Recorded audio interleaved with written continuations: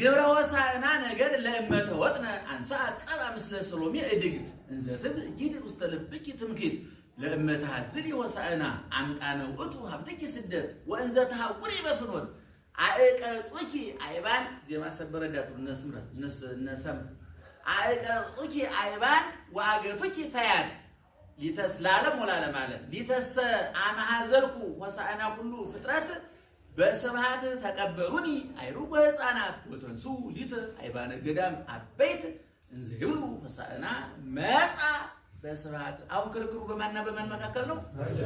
በሰሎሜና አህያና ሰሎሜ ናቸው የሚወያዩ እና አህያ ናት አትመጻደቂብኝ እባክሽ ነው የምትላት። የዛሬ 30 ዓመት አንቺ ወደ ግብጽ ቋዝለሽው ስትሄጂ ምን የገጠመሽ? እንቅፋት እየመታሽ ሽፍቶች እያሳደዱሽ ነበረ።